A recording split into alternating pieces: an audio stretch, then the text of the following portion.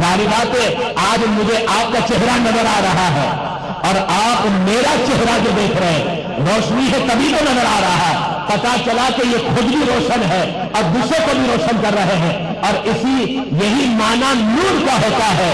جو نبی کی سنگت میں بیٹھتا ہے تو پھر اس کی شان یہ ہے اس سے جو منسلک لاٹھی ہوتی ہے وہ خود بھی روشن ہوتی ہے اور بستیوں کو بھی روشن کر دیتی ہے.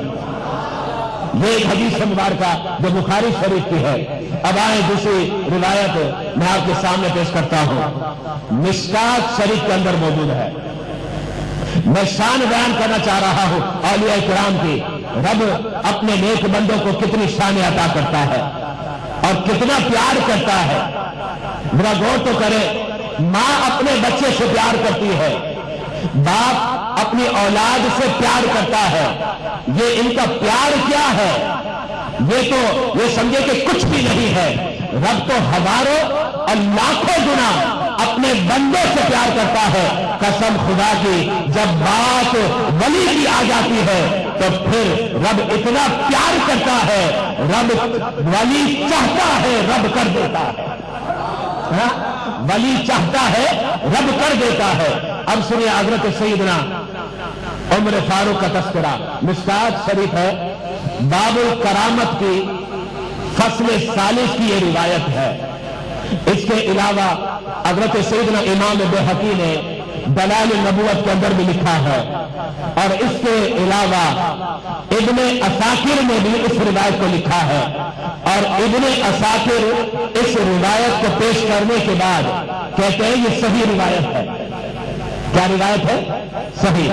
یہ میں اس میں پیش کرتا ہوں کہ بعض لوگ پھر فتوے جار ہوتے کہتے ہیں یہ موضوع روایت سے استدلال ہو رہا ہے اور یہ کمزور روایات سے استدلال ہو رہا ہے.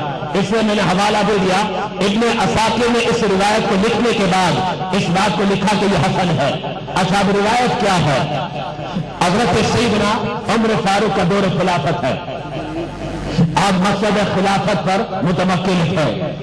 پہلے دور کس کا گزرا؟ نبی کا گزرا. نبی نے پردہ فرما دیا. نبی کے پردہ فرمانے کے بعد اب دور آ گیا حضرت سیدنا صدیق ابوبکر کا.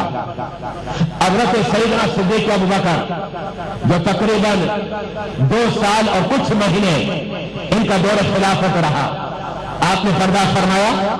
اب مسجد خلافت پر امیر المؤمنین کون بنا؟ حضرت سیدنا عمر فاروق کی بات بنی. حضرت سیدنا عمر فاروق مسجد خلافت پر آئے. کچھ ہی عرصے میں آپ نے مختلف جگہوں پر لشکر بھیجے.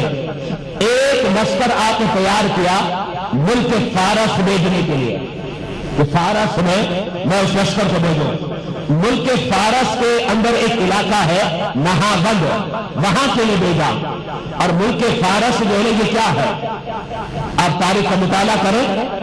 1933 میں, بہت زیادہ ماضی کی بات نہیں کر رہا, 1935 کی بات کر رہا ہوں. 1933 میں فارس کا نام بدلا گیا اور وہ نام کیا رکھا گیا؟ ایران.